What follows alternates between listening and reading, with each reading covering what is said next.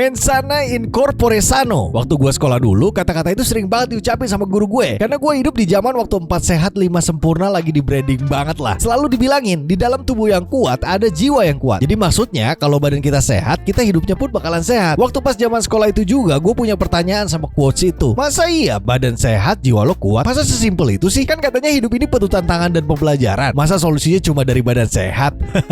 Skeptis lah gue ceritanya. Sampai akhirnya gue kuliah, gue mulai paham dan ngerasain apa yang disebut badan sehat dan jiwa kuat. Emang setiap manusia itu dilahirin dengan keunikannya masing-masing, dan itu juga termasuk sama kesehatan jiwa atau mental masing-masing. Pas gue kuliah, gue mulai ngerasain pusingnya hidup, yang dimana gue mesti cari cara buat gue nyukupin kebutuhan gue sebagai mahasiswa waktu itu. Soalnya kebetulan pas gue kuliah, pas keadaan ekonomi yang gue alamin itu agak shaky guys. Tapi karena gue waktu itu gak mau nyerah sama keadaan, akhirnya deh gue kerja dan manfaatin apa aja skill yang bisa gue jual. Nah dari awal kuliah itu gue emang aktif olahraga, mulai dari main bola, main basket, naik gunung, sampai gue bisa rutin renang juga tiap pagi waktu dulu. Jadi pas gue kerja, kebiasaan olahraga itu mulai berkurang. Soalnya udah capek juga buat bagi energi ke kuliah sama kerjaan, dimana dua-duanya itu emang penting buat gue. Dari situ deh mulai badan gue ngembang. Gue emang punya sejarah badannya overweight, tapi itu dulu banget pas gue masih SD. Pas SMP gue langsung mengurus karena gue mesti belajar dari pagi sampai malam. Literally emang gitu. Nah pas gue mulai kerja sambil kuliah ini, gue gak punya pelarian selain makan. Jadi deh gue gede lagi. Kalau lagi kesel gue alihinnya buat makan. Lagi seneng makan juga. Makan aja kerjaannya.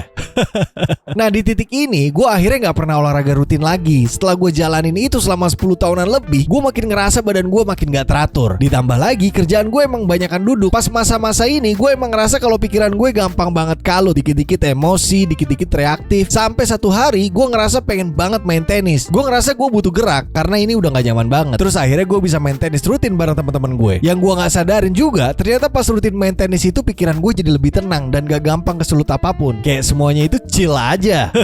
Cuma sayangnya rutinitas itu gak berlangsung lama karena gue mesti move keluar kota, dan pastinya gak bisa langsung punya teman main tenis lagi kan. Balik lagi deh, gue gak banyak gerak lagi, malah makin gede lagi badan gue. Gue juga sampai gak berani nimbang berat badan gue karena gue tahu mungkin itu udah hampir 100 kg kali. Nah di titik ini gue coba cari tahu gimana caranya biar gue bisa lebih kurus. Awal niatnya gitu aja. Akhirnya gue coba workout di rumah, dan hasilnya ternyata lumayan cepet juga turunnya. Sampai-sampai gue akhirnya ketagihan workout dan nargetin diri gue buat punya badan atletis.